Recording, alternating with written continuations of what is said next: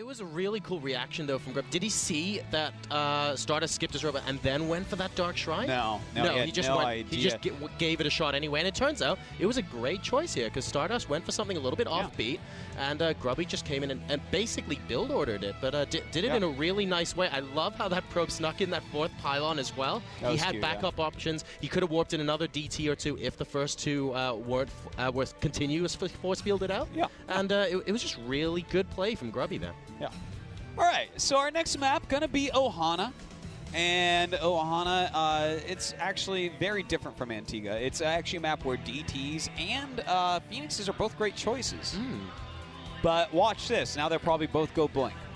I mean, it's wild to watch Protoss players try to out-metagame, out-think each other. And sometimes they overdo it, like we just saw from Stardust, where, oh, you get an auto-loss because... Yeah, this is one of the reasons we don't do this on this map.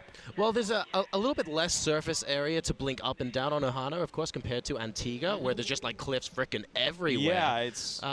so it's a little bit unconventional to do it there, but like you said, I mean, the players right now, they're sort of mentally going PvP build rock, paper, scissors at the moment, and what's necessarily the best build for this map doesn't really matter as much as what the players think the other is going to go. Yeah, that's, you know what, that's a beautiful way to say it. What they think they're going to go. That's what really, really matters. But sometimes you get it wrong. Well, we're going to get this game started. And it's actually kind of funny. Stardust just typed "well played" with an unhappy face. Yeah, he had the frowny face going on. So he's like, okay, you got me. Yeah, you got me. He was smiling in the shot just now, though, and now he's looking super serious. So he is completely ready for this. He's not going to let that get him down, and he wants to come back here in game number 2 as we go into Ohana. Spawning over here in the top left position as the blue Protoss player, guys, representing Team Light. Down one game, can he bring it back? It is Stardust.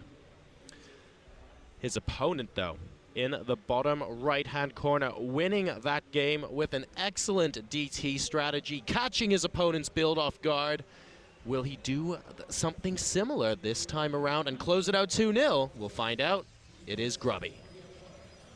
You know, Grubby is someone I came into this tournament really excited to watch after, you know, he got his food poisoning at the Blizzard World Championships, a tournament he really cared about a lot and practiced for a lot. I mean, he stopped by Korea, like, way early to just practice, and that's an expensive thing to do, but he wanted good results there. And, you know, sometimes things like this happen where you become sick and are unable to do that. So going into this tournament, I'm like, well, you know what?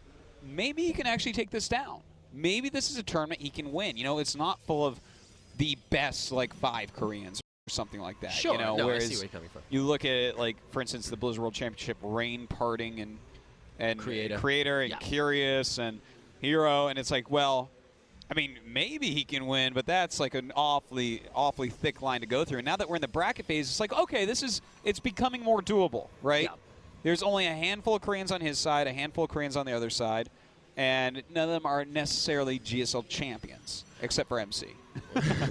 Well, there's a reason why they call the Grubby line, Artos. It's because he is capable of taking games off of Koreans. Like he really is the milestone. Yeah. And the one thing I would say about Grubby is that I very rarely meet a pro gamer with a work ethic like his. That's guy works so hard on his game. Straight after, I think it was WCS Asia, he flew straight out to Korea to practice, like you mentioned. He did, yeah. And it's like people go back home, they practice, they stream, etc., etc. Grubby went, no, actually, I'm going to book myself on the next flight to Korea and do that instead. And it sucks when you're not performing at your 100% best due to something that's out of your control, like that food poisoning you were talking about. It's true, and you know, it shows in his play because he's becoming one of the very top 400 players. There's no actual arguing that. He's doing better and better and better, and you can see a constant improvement in him, and it's because of that great ethic. This is not the type of game that he was really, I mean, he played Warcraft 3, which is an RTS, sure, but it's a completely different skill set. So he's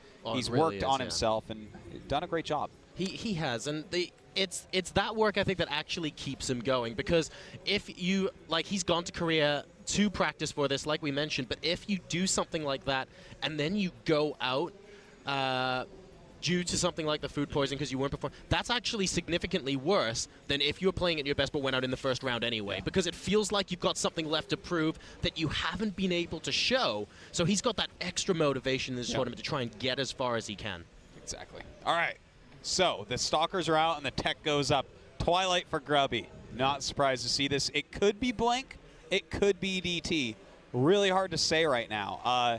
As far as his opponent goes, well, Stardust actually just adding a Syncate. He might just be going for a pretty fast expansion here off of some pressure, because he is chrono boosting that cybernetic score. He does have a few units on the map.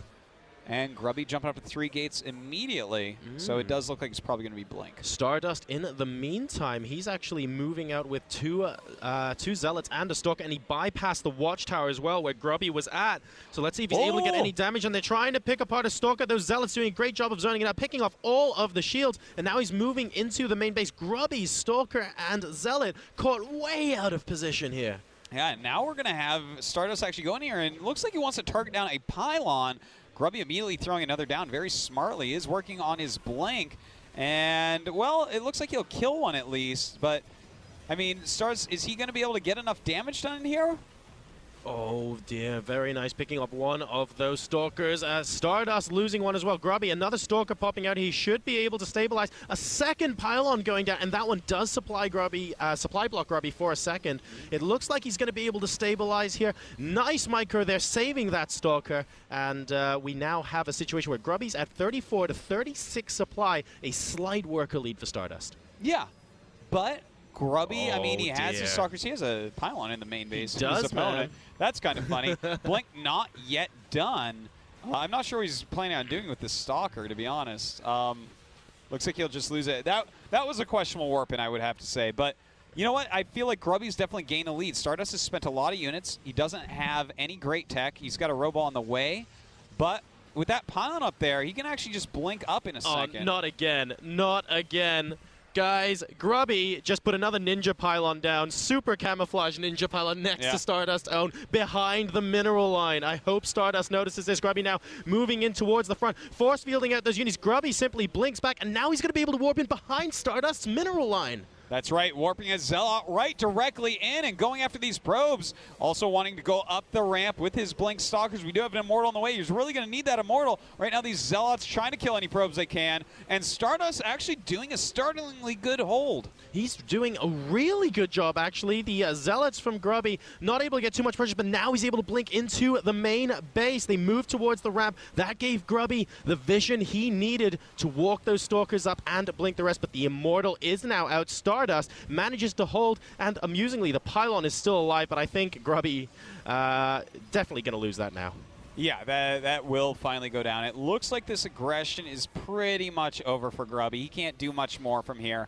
And Stardust knows that, throws up that force field just to make sure. And so that marks the end of this aggression phase for Grubby. He's already started his Nexus smartly, and now Stardust just is going to have to do the same. This is really cool that we saw that kind of pylon, or the spylon maybe, in both games. There you go, I like Secret that. agent. Yeah. Behind enemy lines, but Grubby not quite able to pull it off here. Stardust now has a reasonable supply, and he has got that Immortal out as well, which is going to be so good against those Blink Stalkers. And he's still slightly ahead in terms of workers as well, and Stardust is going to use this opportunity to expand, but Grubby's Nexus is already halfway done at his natural. Yeah, you know, Grubby, while his Nexus is faster, we see that Stardust has a much bigger supply. He has a lot of these Immortals, which is very important. You know, Grubby is going to have to rely on force fields to hold him out. So by pushing out, Stardust may force Grubby to make a couple more sentries. We'll see. He's up to 4, and ooh, oh, no. Nice snipe there. And if all the sentries go down for both sides here, Artosis, it definitely benefits Stardust. Because if he can walk up the ramp with those Immortals, Grubby is going to be in a world of hurt. The army supply is 40 to 18, so Grubby has to hold this with all of his life here. Good force fields, actually siphoning off a couple of those Stalkers, but there is a small gap on the left.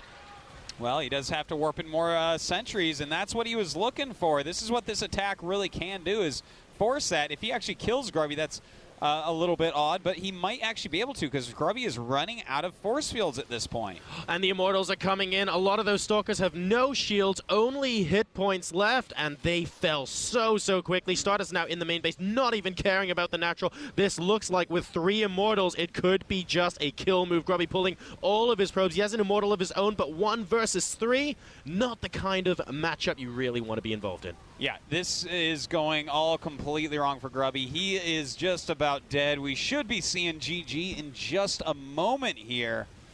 Boy, do I have a lot to say about how this game has played out.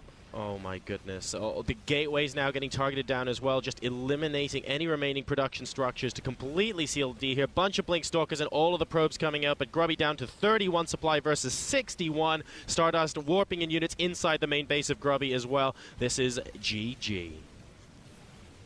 All right. So, that game was, I feel like Grubby actually did very well because the initial attack by Stardust actually wasn't very good, to be honest. Sure. He did a little bit of damage, got some pylons, but he lost a lot of units. And when Grubby went back across the map to attack him, I felt like he was overzealous warping in Stalkers on that first pylon. If he had warped those in somewhere else, so he just had them with his group of Stalkers that almost had Blink, sure, he could have actually put on a real offensive. But he's had the pylon in there. I felt like it was this novelty. He's like, well, I have this pylon in your base. I should be able to do something, right? But he shouldn't have done that. He should have just got his units out and then broken the ramp. So that's the first big part. The second big part is either you have your sentries at the bottom of their ramp to contain them when you went Blink and they went Robo, so you contain for a bit. Of course. Or you have them on top of your ramp. He had his sentries out in the middle of the map with his Stalkers, which made it so he didn't have enough force fields after they were caught to hold on, which he absolutely should not have died there. So those were the 2 big mistakes from Grubby. That game definitely could have been his. It really could. And like you mentioned, that first pylon that he put inside the base of Stardust there, when he warped in that 1 Zealot, I mean, the pylon wasn't discovered at that point. And then the 1 Zealot kind of gave it away. He could have attempted to use it maybe for a couple more warp-ins. Sure. We saw 2 Zealots being warped into the mineral line later, of course, via the Spylon there, but it didn't actually end up doing too much. And like you said, getting those sentries caught out really didn't allow him to defend his natural, basically. If he had enough force fields to hold that for a while he got maybe 1 Immortal less, but he had the high ground vision and Blink as well, then yeah, I could see Grubby totally holding that. Yeah, I mean, he would have had 4 sentries through with really high energy up there, and he even ended up warping in some more and still couldn't hold. But I'm telling you, he would have held there, absolutely. But yeah, it's a few small mistakes that Grubby, well, I guess they actually were kind of big mistakes. You know, you get behind in units and you can be in a lot of trouble.